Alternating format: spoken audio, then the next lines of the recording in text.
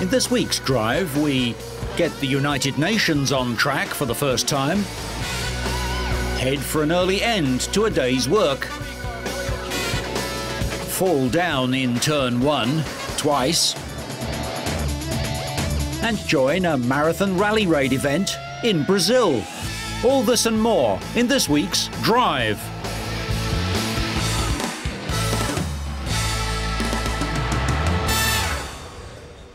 We start this week at Silverstone with the first ever practice sessions for the new World Cup of Motor Racing A1 Grand Prix. After a string of national team launches around the world, it was the first time a group of the cars were on the same track. The A1 World Cup is a contest between up to 25 countries, and so far 19 teams have signed up. Only 15 of them were at Silverstone for the 2 days of practice, ahead of the first race on the 25th of September at Brands Hatch.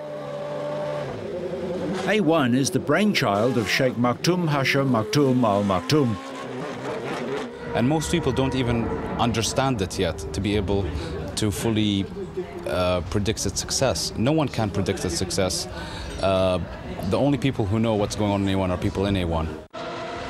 Sadly for the Sheikh, there's no team from his native United Arab Emirates. So far, Lebanon is the only Middle Eastern country with an A1 team. The Lebanese team know they can attract wide support from both the region's fans and financial investors. One of their 2 young drivers is Basil Shaban, who gained some experience racing in the United States. He has high hopes that A1 can not only challenge Formula One, but could well eclipse it. Well, Formula One is the pinnacle of motorsport, technically speaking. The cars are the most advanced technologically.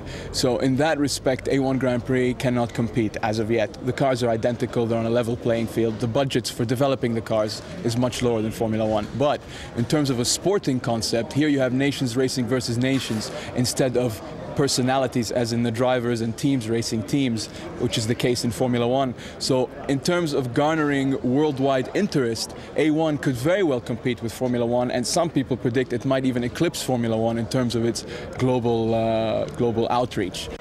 The 2 days of practice proved to be largely trouble-free for all the teams, with drivers and engineers happy with the reliability of the cars.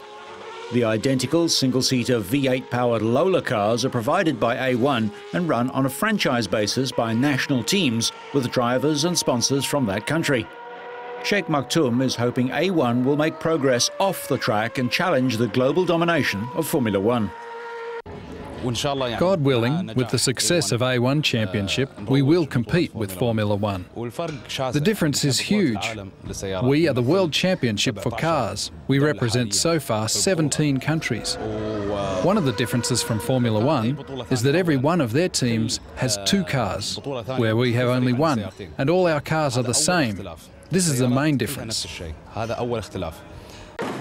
The A1 season kicks off at Brands Hatch before travelling to Germany, Portugal, Australia, Malaysia, the UAE, South Africa, Mexico, both the east and west coasts of America, and finally China, with a total prize of $1 million. For the record, the British team set the fastest time ahead of drivers from Brazil, Switzerland, France and Portugal. The top 10 teams were all within 1 second of the best lap, but the Chinese team would seem to have the most work to do. Heavy rain delayed the start of round 7 of the German Touring Car Championship at the Nürburgring. The race began with a rolling start behind the safety car, but once the 20-strong field were released, there was plenty of contact as they slid around the greasy track. Manuel Reuter's Opel Vectra was in trouble when he came together with German compatriot Stefan Mucker. But as the race progressed, the weather cleared, drying the surface and forcing the cars into the pits to replace their wet weather tyres with slicks. Former champ Bernd Schneider, 7th in this year's title chase, got the jump on reigning champion Matthias Ekstrom in the pit lane and briefly took 3rd place from the Swede.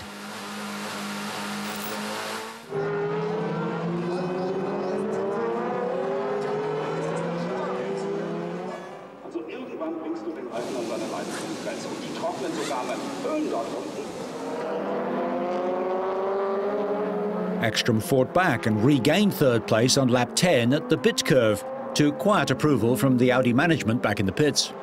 After the next set of pit stops, Ekstrom was in an even stronger position. This time, the reigning DTM champion found himself in the lead and ahead of former Formula One champion Mika Häkkinen. In trying to fight back, Häkkinen succeeded only in sliding off the track, leaving the way clear for Ekstrom. Häkkinen's loss of time allowed Denmark's Tom Kristensen to come through into second place. And when Gary Paffett's Mercedes also eased past, the Finn was dumped off the podium. Ekstrom came home to complete the 156-kilometre race in 1 hour and 5 minutes, just a second ahead of Kristensen, with Paffett 5 seconds off the pace. But Paffett's podium finish wasn't enough to prevent Ekstrom taking the lead in the title chase, 51 points to Paffett's 50. Kristensen is third with 36 points. In contrast, the weather was warm and sunny on the other side of the Atlantic.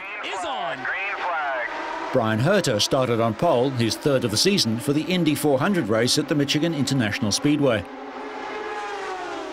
And Herter held on to the lead for most of the race, 159 of the 200 laps.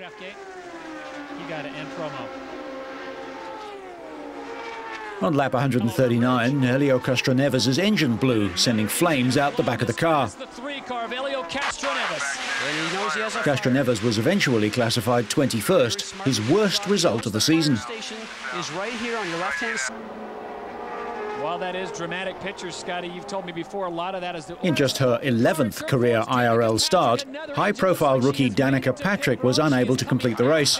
She was classified 20th after being forced out on lap 163, also with mechanical problems. A four-car crash involved Townsend Bell, Jacques Lazier, Roger Yasukawa and Kosuuku Matsuura with 20 laps left. Bell spun entering the second turn, and in a chain reaction, the others collided with one another. It was a string of big hits, the leading drivers sitting ducks in their wrecked and still sliding cars. Yet despite the repeated high-impact hits, all four drivers were treated and then released from the track's infield medical centre. Soon after the restart, series points leader Dan Wheldon made a move to take the lead from Herter. He slid inside Tony Kanaan, but was unable to pass Herter's car.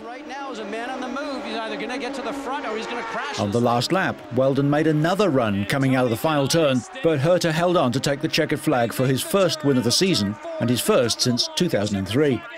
Thomas Scheckter finished third, Tony Kanaan fourth and Sam Hornish fifth. Wheldon increased his overall points lead, 78 more than second-place Hornish, with 6 races left.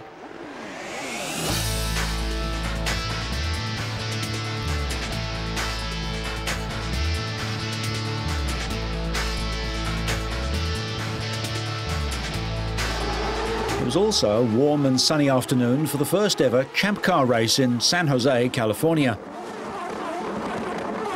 The 1.4-mile street circuit presented plenty of challenges, including the cars having to cross railway tracks at 2 different points, nearly launching into the air. Inevitably, there would be suspension damage on this ridiculously rough section. A narrow left-hand turn also took its toll, with at least 5 cars bouncing off the wall. Team Australia's Alex Tagliani lost 3 laps after bouncing off a wall and slowly heading to the pits with his right front tyre off the ground. Most drivers wait until they get back to the pits for the crew to make repairs, but Justin Wilson calmly refitted a rattled loose nose cone as he drove. Another Team Australia driver, Marcus Marshall, only completed 52 laps before mechanical trouble ended his day on a track that gave drivers a huge amount of trouble. It's not that physical actually, but it's a tough little circuit, you know. It's very violent, curbs, railway. Track speed was fantastic. It's you know, just really disappointed for the whole Team Australia, Aussie Vineyards and Visa, our new sponsors. You know, we've been 4 push rods this weekend, and we obviously didn't have the car right, and we both struggled, Alex and I, and it's a tough weekend from that aspect. The mechanical mayhem forced many drivers out of the race prematurely. Championship leader Sebastian Bourdais was in control throughout and led 63 of the 93 laps on the way to a dominant victory. The victory was his 3rd of the season and 13th of his Champ Car career. The 26-year-old Frenchman won by 3.7 seconds, nearly the entire pit straight, with Paul Tracy second. In the championship, Tracy slipped a further 6 points behind Bourdais and now trails by 28 points in second place with 6 races to go. Get the real celebration going.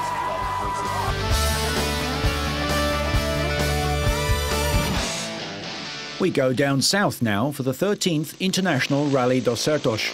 It's the biggest off-road race in Latin America, covering over 4,000 kilometres through rural Brazil.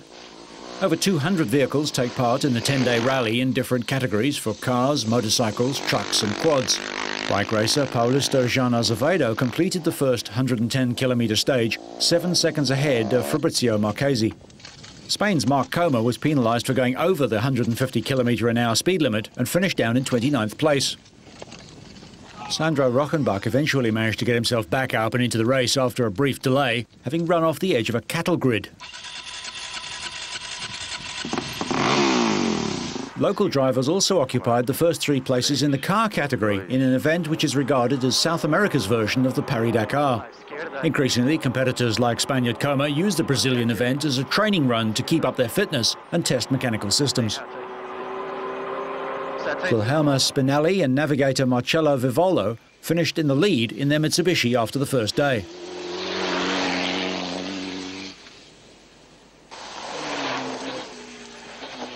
Spinelli and Vivolo held an advantage of 48 seconds over Paulo Nobre and Dico Teixeira in second place.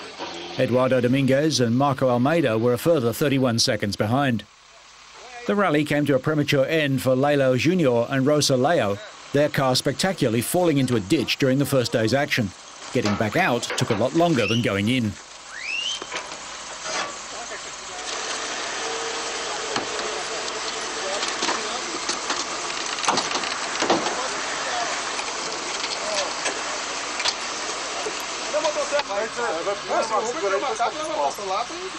And in the trucks, driver Ricardo Dominguez and navigator Nilo De Paulo dominated the first day for Ford to set up a lead of 40 seconds over the Volkswagen of Luciano Cunha and Carlos Brites.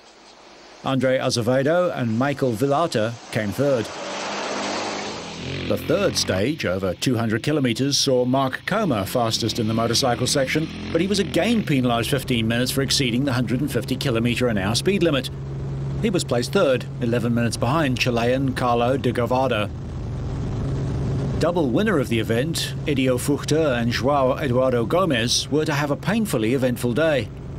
Pirelli test driver Sergio Barata and Alessandro Fabrizio ran in the top 5. Spinelli and Vivolvo were defending their win of the previous year and their status as multiple and reigning Brazilian off-road champions. Spinelli, a noted local filmmaker, also competes in South American circuit and endurance racing. Driver Eduardo Dominguez and navigator Marcos Rogério Almeida took stage honours in the car category to move into second place overall in their Chevrolet. They completed the 200 kilometres in 3 hours, 21 minutes and 33 seconds. They finished the third stage 2 minutes and 3 seconds ahead of compatriots Ulisses Bertoldo and Rafael Capaoni. Brazilians Felipe Bibas and Emerson Cavacin were third, 3 minutes and 36 seconds behind. Fuchter missed a marker and was obliged to turn round on the course, normally a cardinal sin. In this case, he was to meet fellow competitors Christian Baumgart and Alberto Andreotti head-on and at high speed. Baumgarten broke his left foot, Andreotti suffered cuts to his knees and Gomez to his hands, while Fuchter suffered various minor injuries. All 4 competitors were airlifted to hospital. Cleaver Kohlberg, one of Spinelli's arch-rivals, held the overall lead with his co-driver Luis Palu. Bertoldo is a former World Rally Championship driver, now teamed with Capuani. They finished the third stage in second position, 2 minutes and 3 seconds off the pace. Ronaldo Varela is a past South American rally champion and made his Paris-Dakar debut in 2000. Brazilians also took all the first 3 places in the truck division.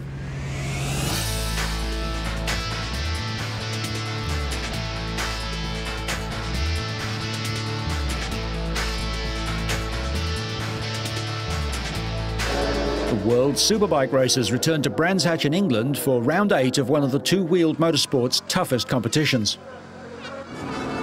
Australia's Troy Corser went into the weekend's races leading the championship by 94 points, but showed few signs of easing up as he won Saturday's Super Pole contest. And the 33-year-old former champion duly screamed away from the front of the grid to take the lead in race 1. Japan's Noriyuki Haga was ready to capitalise on any mistake that Corsa might make, taking the lead on lap 2. The pair swapped the lead throughout the 25 laps. Reigning world champion James Toseland's wretched season continued with mechanical failure on lap 8. The Briton recovered to take 7th place in race 2, but with Corsa out of sight, Toseland's hopes of keeping his title have evaporated. Corsa timed his final push for the checkered flag to begin at the start of the final lap, and with Haga unable to come back, the Australian picked up another 25 points. It was a big day for Corsa's Suzuki team, winning their first superbike race at the famous track. Haga took second, with Reggie Laconi of France completing the podium. Race 2 saw Corsa snatch the lead again, with Haga breathing down his neck.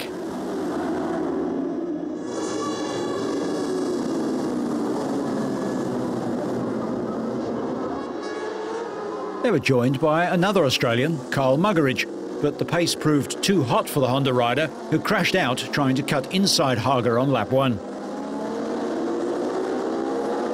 Haga was in no mood to let Corsa take both races, and he hit the front. He survived a number of desperate manoeuvres from Corsa to hang on and take his second race win of the season, following a first place in the Czech Republic last month.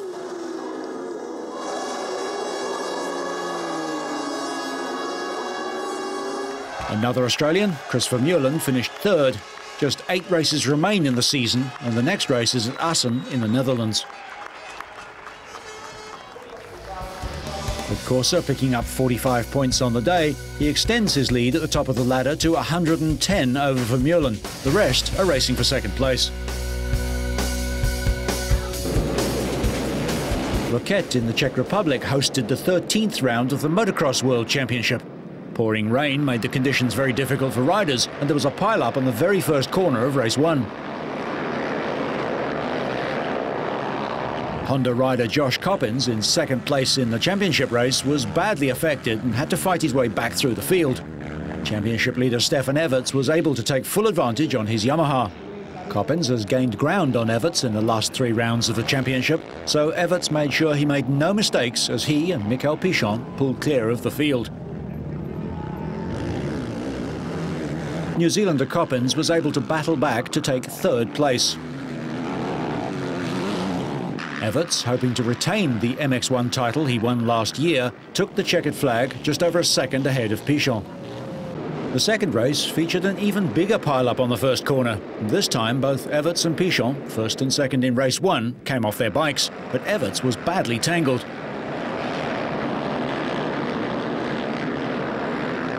Multiple world champs Stefan Everts and Jonathan Barragan were almost the last to restart the race.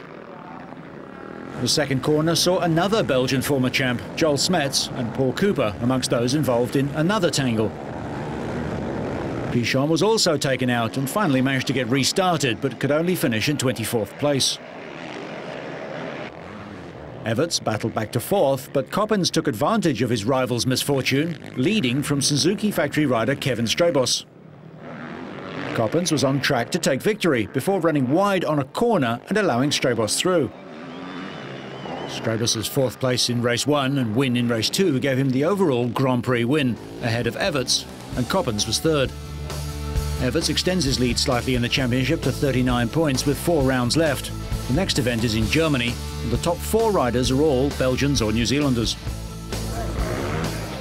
The World Trials Championship arrived back in the United Kingdom, the first round to be held on the mainland there for 4 years.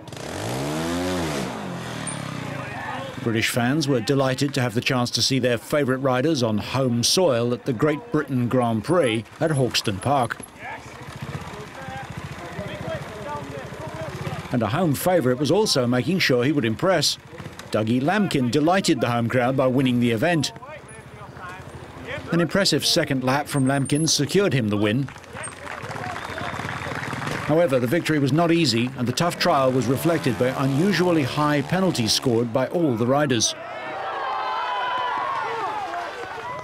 Defending champion Takahisa Fujinami, Lamkin's Montesa HRC teammate, eventually finished in 2nd place, but the Japanese rider set the early pace.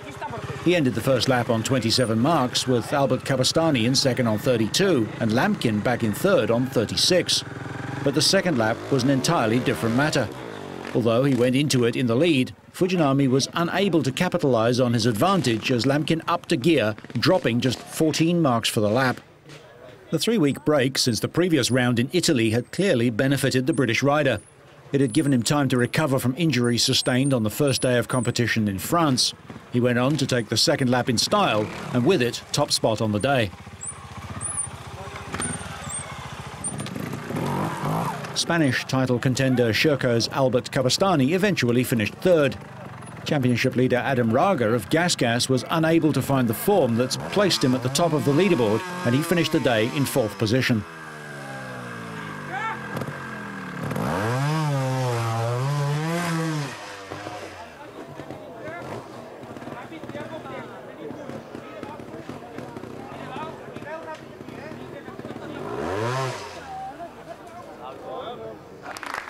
The championship returns in September with the 2-day German Grand Prix at Gefrees. Raga still leads the overall standings, but his lead has now been cut with Fujinami, his closest challenger, 13 points behind, and Cabestany a further 4 points adrift of Fujinami. Lamkin lies 4th, 5 points behind Cabestany. Britain upset the odds and qualified for the World Cup final on home soil, and 2 days later, Sweden had the chance to do the same in round 2 of the qualifying competition. But they were up against the favourites, Poland and Australia. Germany made up the quartet of nations taking part, but this was a final in itself for the German team, and they would gain only 4 points on the night. In the end, it was no surprise that the meeting went down to the last 3 heats, with just 2 points separating Sweden on 45 and the Aussies and the Poles on 43 each. Then Andreas Jonsson, the world junior champion back in 2000, took control and blasted away from the rest, gaining 3 precious points and taking Sweden 3 clear of Australia and 4 ahead of Poland. There were still 2 heats to come though, and anything was possible. The tension seemed to get to the reigning and 6-time world champion Tony Rickardsson, and he was lucky not to have been excluded from the penultimate heat for a crude elbow on Poland's Jaroslav Hempel. Germany's René Schaefer crashed out in the process.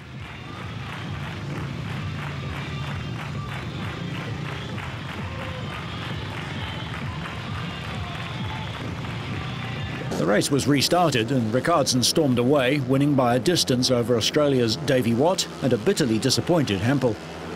That summed up Poland's night as poor luck and mistakes at crucial moments scuppered their chances.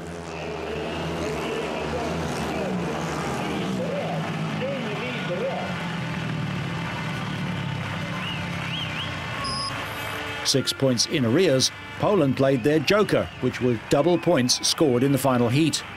This can only be done once in a meeting and only when at least 6 points adrift. But if Tomasz Golob could win the final heat and Peter Carlsson came last, Poland would force a race-off to see who would qualify for the final. With Carlsson left at the back behind fast-starting German skipper Martin Schmalinski, Golob fought a thrilling tooth-and-nail battle with Australia's Lee Adams, passing and repassing before Adams got the verdict on the line by less than half a wheel. Had Golob won, Poland and Sweden would have finished level on points and faced a runoff. Instead, Sweden finished on 51 points to join Britain in the final at Wrocław in Poland, with Australia and Poland both forced to go to the last chance race-off against Denmark and the Czech Republic. The final score put Sweden ahead, and the home crowd breathed a sigh of relief. So, whether you're running into an old friend, climbing to the top of the heap, or just falling off the back of the pack, so you stay on track and up to speed, make sure you catch next week's Drive.